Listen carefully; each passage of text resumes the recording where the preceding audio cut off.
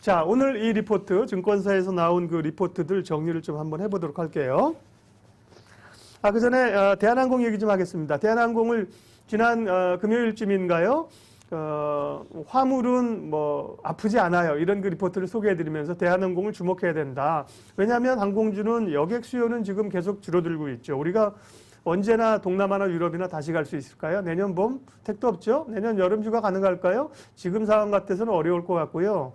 내년쯤 가을쯤 연말쯤 되면 또 뭐 폭풍 소비가 있을 수 있겠습니다만 여객 수요 어렵다. 그런데 대한항공은 화물 수요가 지금 계속해서 늘어나고 있는 거고 그걸로 의자대 내고 화물 실어서 이제 운임 주가가 오른 거죠. 흑자 냈었고요. 운임이 상승하고 있다. 해운주 오르는 것도 그렇고 항공주 오르는 것도 그렇고 전반적인 세계의 물동량은 줄었겠죠. 그렇지만 기본적으로 가야 될 수요가 있는데 배나 항공기가 못 뜨기 때문에 H&M 같은 경우도 오늘 리포트 보니까 뭐 배가 없다. 이렇게 얘기를 하고 있던데요. 운임이 오르면서 갔던 거고 금요일 날 그리고 어제 중요해서 다시 한번 말씀드렸는데 대한항공은 중요한 거는 백신을 실어 나를 수 있는 자격이 있는 항공사다.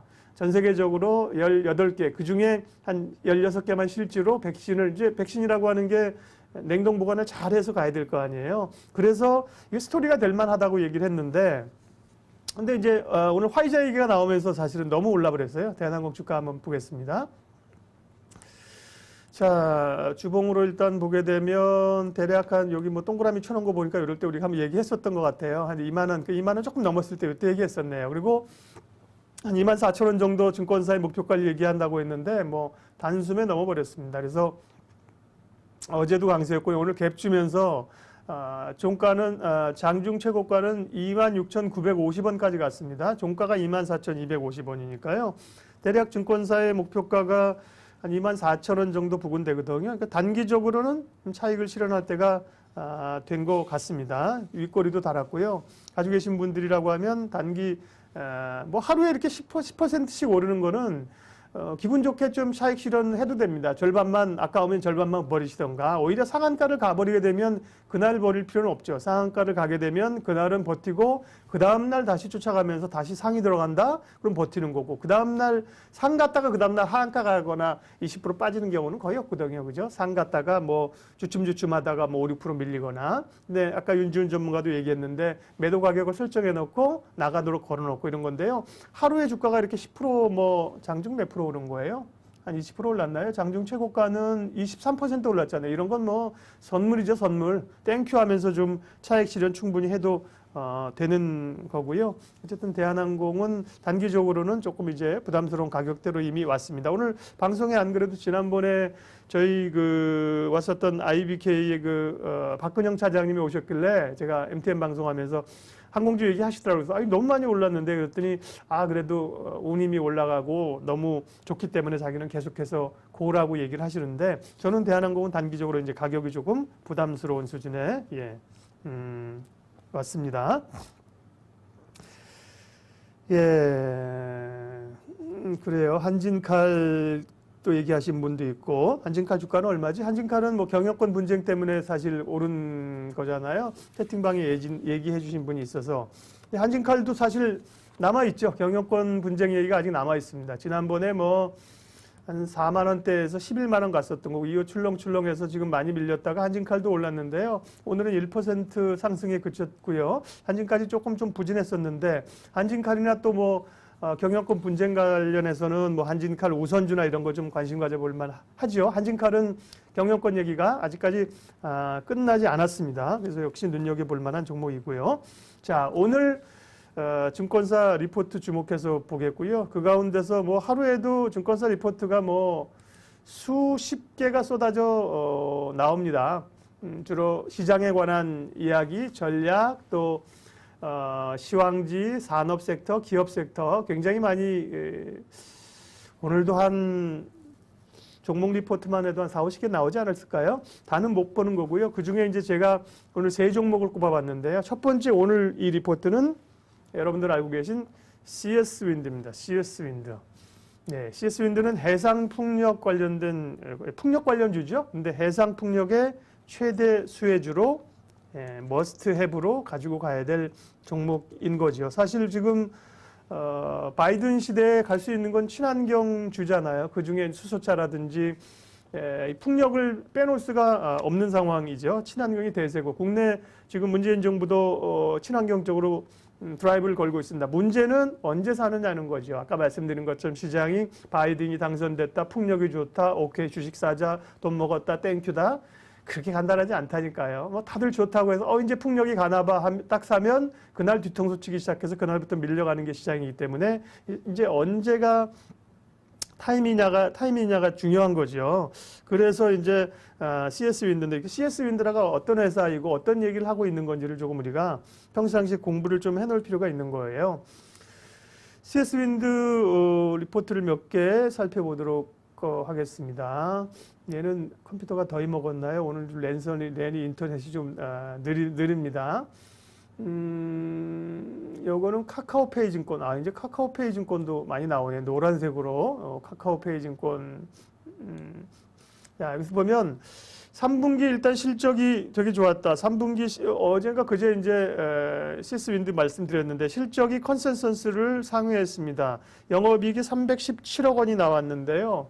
전년비 73%가 영업이 늘었고요. 지금 같은 코로나 환경에 뭐 73% 이렇게 이익 느는 거는 뭐 카카오, 네이버 이런 회사 말고 별로 없잖아요. 컨센 대비해서 10.6% 올랐으니까 어닝 서프라이즈입니다. 참고로 알려드리면 우리가 어닝 서프라이즈 하면 시장의 기대치보다도 실적이 잘 나온 걸 얘기하는 거잖아요.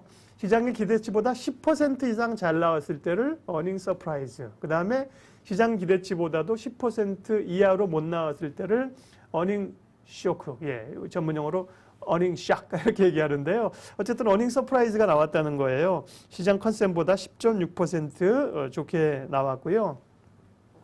증설이 필요한 시점이랍니다. 증설이. 보면 동사의 캐파는 이제 생산 능력이죠. 1.2조에서 1.3조 원 가량으로 현재 수준으로 내년에도 20% 정도 성장이 예상되는데 이제 중요한 거는 해상 풍력입니다. 여러분들 그 대관령이나 이런 데 가시다 보면 양떼 목장 이런 데 보면 풍력 그 터빈 큰 거 돌아가는 거 보셨었잖아요.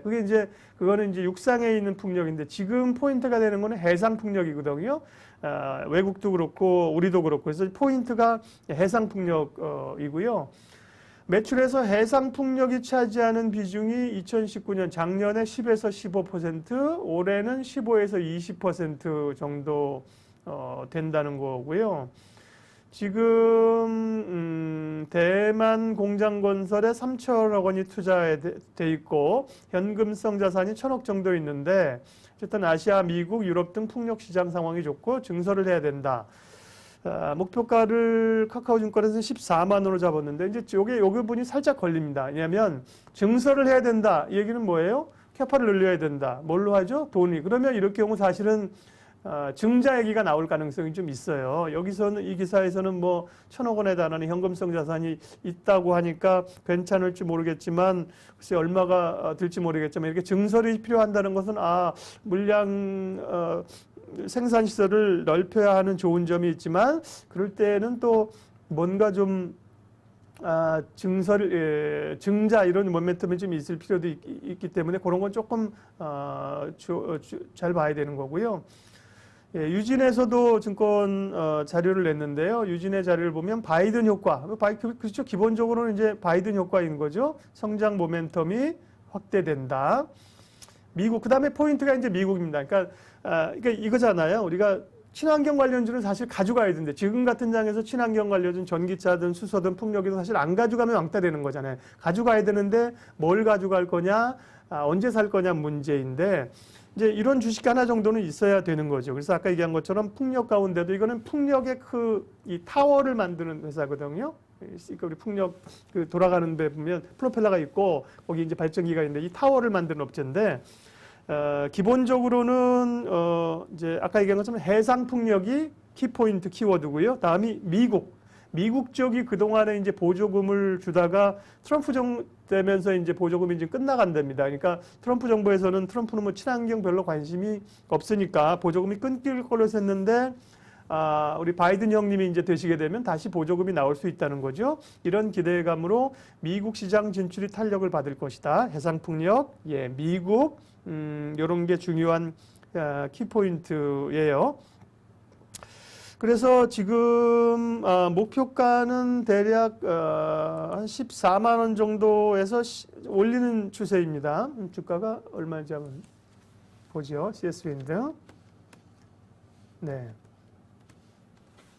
CS윈드가 어제 급등을 했었고요. 오늘은 0.38% 올랐는데 어제가 15% 올랐으니까 지금 13만 1,000원이네요. 많이 올라서 이제 전고점을 좀 뚫고 가려는 그런 수준인데 대략 목표가를 14만 원 정도 잡았다가 15만 원에서 한 16만 원으로 지금 증권사에서 올려잡고 있는 그런 흐름들입니다. 그래서 아까 말씀드린 것처럼 이거 사실은 차트라고 하는 게 이런 맹점이 있거든요. 일봉도 주봉도 보세요. 주봉도 보면 많이 올랐잖아요. 겁나게 올랐는데 이게 지금 우리가 볼 수 있는 사이즈가 여기에서 여기이기 때문에 그래요. 이게 만약에 시간이 좀 지나가지고 이게 월봉도 보면 많이 올랐잖아요. 얘가 차트가 이쪽으로 이만큼 가가지고 뒤에가 이렇게 오르게 되면 이때 오른 건 사실 눈에도 잘 안 띕니다. 눈에 안 보여요. 그래서 이 차트에 좀 맹점이 이제 그런 거는 감안을 하셔야 되고요.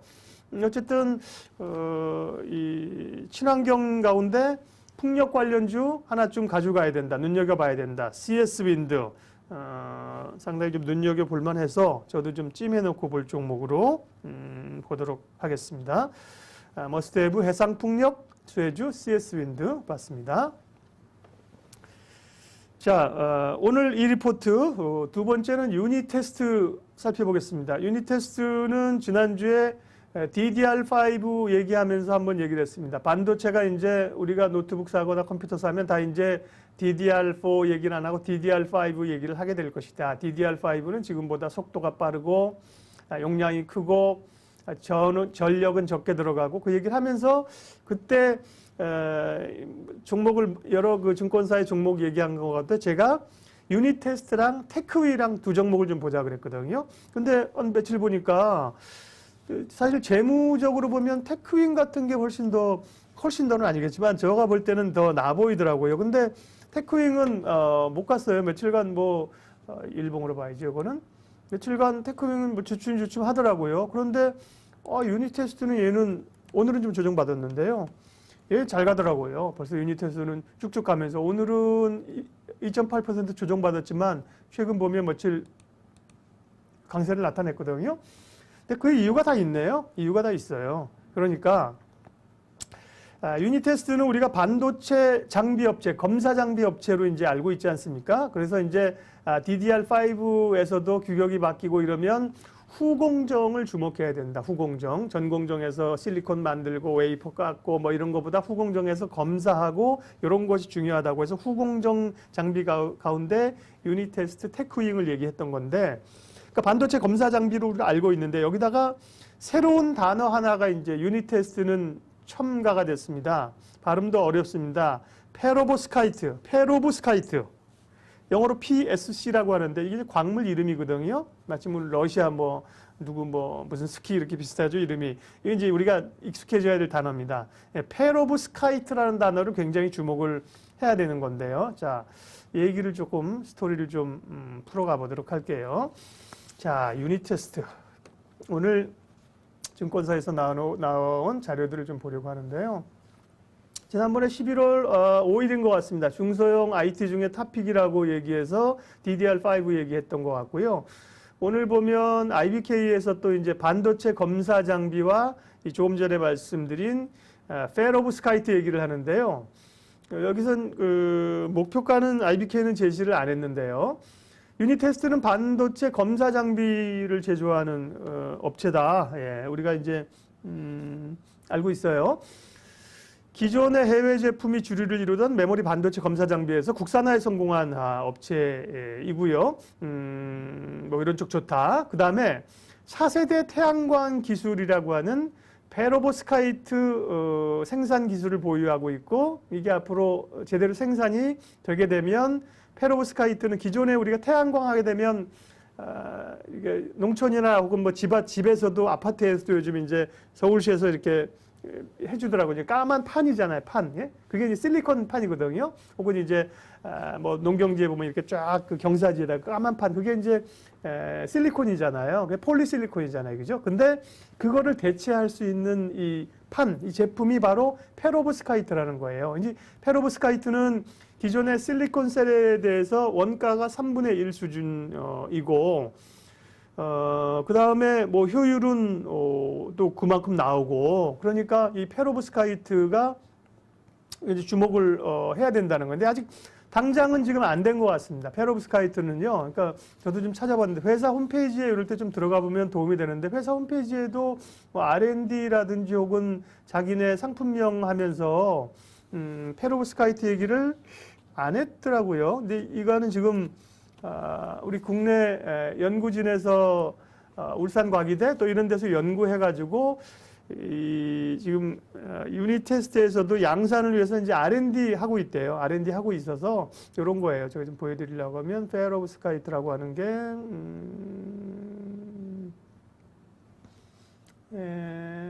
봅시다. 페로브스카이트 태양전지. 그러니까 그 태양전지의 새로운 이 재료인 거죠. 이게 이제 이야기가 스토리가 점점 더 되게 되면 지금 태양광도 어쨌든 친환경이잖아요. 친환경 태양광 얘기 나오면서 이쪽도 스토리가 되게 되면 상당히 이야기가 되는 그런 쪽인 거죠. 약간 그런 폴리실리콘과 비슷한 그런 판인데요. 판인데 제품이 이렇게 안 떠요. 오늘 인터넷이 왜 이렇게 늦어. 좀 이따 사진 뜨면 제가 한번 보여드릴게요. 자, 근데 어쨌든 안전성과 최고의 효율 모두를 달성한 페로브스카이트 태양전지를 개발했다. 이게 이제 울산과기대 팀에서 이제 개발을 했다고 해서 쭉 얘기 나오고 있는 거고요. 요거는 이제 과학단층이고 여기 사진 안 나오네. 어쨌든 뭐 비슷한 그런 건데요. 인터넷이 제가 조금 늦어서 오늘 스킵할게요. 모양은 비슷해요. 어쨌든 페로브스카이트, 저도 이제 발음 잘 안 되는데 이게 입에 조금 붙었습니다. 페로브스카이트입니다.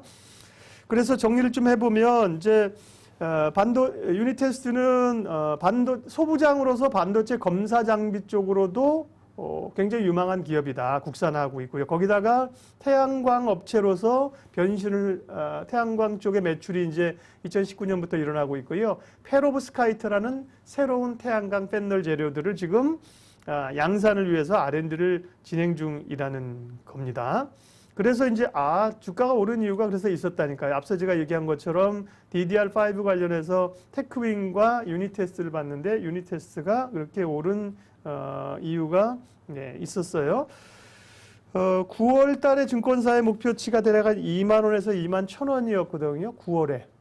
9월이면 어디예요? 근데 지금은 주가가 벌써 2만 그리고 거의 3만 원까지 갔어요. 9월 달이면 여기네요. 그때 한 15,000원 할 때 증권사에서 한 2만 원 정도 얘기를 했는데 최고가가 2만 9천 원 갔었고요. 그리고 좀 조정 출렁거리면서 지금 2만 3,950원이거든요. 네, 목표가는 신한에서 제일 높게 37,000원을 불렀어요. 신한에서. 다른 데는 어딘가 보죠. 37,000원 엄청 세죠. 다른 쪽에서는 대략 이제 자료들을 9월 달에 낸 데기 때문에 거기는 뭐 2만 원, 2만 1,000원이 있고 최근에 주가가 이제 목표가를 뚫고 올라가는 이런 주식이 정말 대단한 겁니다. 보통은 목표가를 잡아도 주가가 거기까지 못 가는 경우가 많거든요. 목표가는 목표가일 뿐 우리가 이렇게 얘기를 하는데 목표가를 뚫고 가서 목표가를 계속 올려야 되는 게 애널리스트 당혹스럽고 좋은 거죠. 투자자는. 신한에서 37,000원 냈고요. 오늘 아까 IBK에서는 목표가 안 냈는데요. 예, 그러니까 반도체 검사 장비로 DDR5 거기다가 태양광, 페로브스카이트, PSC 얘기 앞으로 나올 수 있습니다. 스토리 그렇게 보면 소부장 가운데서 여러분들 또 찜해놓은 종목이 있으실지 모르겠지만 유닛 테스트도 좀 찜해 놓으시면 좋을 것 같습니다. 자, 오늘 이 리포트 한 종목 더 가겠습니다. 오늘 웹젠 한번 가겠습니다. 웹젠. 야, 오늘 또 웹젠 대단하대요. 파이자가 이제 백신이 거의 완성 단계에 이르렀다 이러면서 언택 관련주들이 오늘 무지하게 두드려 맞은 거잖아요. BBI 한번 보자. 얼마나 빠졌나. 보면 그 잘 나가는 뭐 네이버 오늘 5%. 야, 네이버가 5% 빠졌습니다. 28만 3천 원. 이렇게 되면 싼데 손이 안 나간다니까요. 지난번에 이랬다가 또 한 30만 원 올라가니까 34 그때 30만 원 밑에서 살 걸 그랬는데 정작 30만 원 밑에 가보세요. 손이 안 나간다니까요. 용기가 필요한 시점입니다. 오늘 네이버 얘기를 하려는 건 아니고 네이버 5%, 카카오 4% 밀렸고요. LG화학 4%, NC소프트가 5.5%나 밀리면서 79만 7천 원, 8천 원도 깨졌습니다. 저는 NC 굉장히 좋게 본다고 몇 차례 말씀드렸습니다. 오늘 같은 경우 조금 후달거리는 상황이지만 NC소프트도 80만 원 미치면 여전히 좋은 기회를 가지고 있다고 하고요. 그러면서 우리가 이제 웹젠 얘기를 얼마 전에 했었거든요. NC도 게임주는 저는 좋게 봤지만 웹젠이 실적이 장난이 아니다. 그러면서 주가가 엊그저께 한 10% 하나 오른 날 있지 않나요? 어젠가? 어제가 보면 종가 기준으로 종가는 6.7%, 어제 장중에 11% 올랐거든요. 그러면서 제가 오늘 웹젠도 초반에 밀렸는데요. 이게 보면 이제 분봉으로 보면 초반에는 밀렸잖아요. 어제 종가가 36,000원 수준, 그 다음에 35,000원까지 밀렸. 야, 웹젠 올라오나 하면 보자 그랬더니만, 야, 웹젠 올리는 거 보세요. 웹젠 올리면서 얘 플러스 만들어 놨거든요. 게임주 가운데서 얘가 엄청 강하다는 그런 얘기예요. 그러면 웹젠이 왜 이렇게 강하냐? 웹젠 리포트 좀 보면서 그 이야기를 해보도록 하죠. 일단은 뭐 실적입니다. 실적이 좋게 나오는 거고요. 생각보다 너무 좋다. 3분기 요거는 이제 11월 9일 날 나왔던 리포트인데 그날 9일이 어제 9일이죠? 오늘 10일이죠? 어제 저희 전문가 오셔가지고 제가 저기 하면서 이 얘기를 제대로 소개를 못 드렸었는데요. 기적은 계속된다 이런 리포트가 있습니다. 왜 기적은 계속된다는 걸까요? 전민기적이라는 게임이 있잖아요. 그래서 이제 그런 데서 이제 아이디어를 따오는 건데요. 보면 그 실적이 3분기 실적이 영업이익이 435억 원이 나왔는데요. YOY로 126%가 실적이 늘었으니까 이 코로나 환경에서 이익이 120% 느는 데가 어디 있어요? 컨센 대비 25.9% 늘었습니다. 서프라이즈, 어닝 서프라이즈죠. 서프라이즈를 했었고요. 일단 실적 좋았다는 얘기를 하고 있고요. 이 실적이 4분기에도 계속 갈 수 있다. 이건 삼성 리포트였죠. 기적은 계속된다. 삼성 리포트인데 3분기 실적이 엄청 좋았고요. 내년에는 4분기에도 실적이 더 좋아질 것이라는 얘기일 거고 지금 있는 그런 게임들만 가지고도 상당히 기대가 되는 데다가 신작까지 더해지게 되면 오늘은 이베스트에서 자료가 하나 또 나왔어요. 웹젠 관련해서 자료가 하나 나왔는데요. 이베스트는 뮤 아크엔젤 그리고 R2M, 리니지 2M이죠. 이것만으로도 지금 저평가가 돼서 주가가 더 오를 요인들이 있고 거기다가 또 신작 기대감까지 있다. 그래서 여기서는 이베스트는 52,000원 잡았고요. 그리고 삼성에서 어제 낸 자료가 65,000원으로 꽤 높게 잡았는데요. 65,000원의 근거가 뭔가 한번 보죠. 보면 예상을 상회하는 신작 흥행을 반영해서 목표가 EPS를 38% 올렸고 목표가 58,000원에서 65,000원으로 많이 올렸는데요. 어제 삼성이 12개월 선행 EPS 주당 이익에다가 P를 몇 배 줬냐면 16.4배 줬네요. 게임주가 16배 정도 주면 뭐 리즈너블한 거 아니에요? 사실은 게임주는 뭐 NC 같은 경우 높죠? 근데 어쨌든 20배 정도, 16배 정도 주면 상당히 리즈너블하다고 보고요. 그래서 일단 실적이 좋다. 그다음에 여기 그 웹젠의 또 키워드는 중국입니다. 중국 쪽에서 전민기적 2. 예. 이쪽이 지금 잘 되고 있고 중국이 지금 막 풀리고 있잖아요. 중국 모멘텀이 제일 살아있는 게 웹젠이라 그 얘기 많이 했거든요. 호실적, 중국, 그 다음에 이제 신작 기대감 이런 것 때문에 웹젠을 저는 이제 게임즈 가운데는 NC소프트를 좋게 보지만 웹젠도 사실 제가 지난번에 급등할 때 이거 왜 얘기했었는데 많이 올랐지만 웹젠은 좀 눈여겨봐야 될 좋은 종목입니다. 네. 자, 그리고 보면 또 테크윙 좀 더 테크윙 얘기해 달라고요. 테크윙을 얘기 안 했냐고요. 그 유닛 테스트만 얘기하면서 그러니까요. DDR5 관련해서는 지난번 리포트가 나온 거 같은데 나온 것만 이제 소개해드리면 별 의미는 없잖아요. 그래서 제가 이제 평가를 해드리고 정리를 제 생각을 좀 덧붙여드리는 건데 그때 보면 DDR5나 반도체 소부장 가운데서 유닛 테스트하고 테크윙이랑 좋아 보이더라. 네, 좋아 보이는데 유닛 테스트가 굉장히 빨리 가더라. 근데 그 이유를 찾아보니까 페로우스카이트 이런 얘기가 또 있었다는 거죠. 테크윙도 지금 차트 보면요, 테크윙도 좋게 봐요. 그때 근데 테크윙이 보면 근데 아직은 추세선 밑에 있죠. 여기 보면 21 주봉으로 보면 이제 유닛 테스트 같은 경우는 추세선 완전히 위쪽에 있잖아요. 테크윙 같은 경우는 추세선을 돌파하려고 하는 모양인데요. 일봉으로 한번 볼까요? 거래가 일단 조금 늘어나야 될 것 같고 추세선이 아직 좀 떨어지는 형국이고 구름대도 있고 그래서 여기 뭐 급등해서 올라가기는 좀 윗자리가 부담스러운 자리가 여기 한 19,000원대 정도 있는데요. 테크윙도 괜찮게 봅니다. 그러니까 DDR5 관련해서는 유닛 테스트하고 테크윙 두 종목 아까 뽑았어요. 네, 오늘 이 리포트 웹젠 세 번째 종목으로 살펴봤습니다.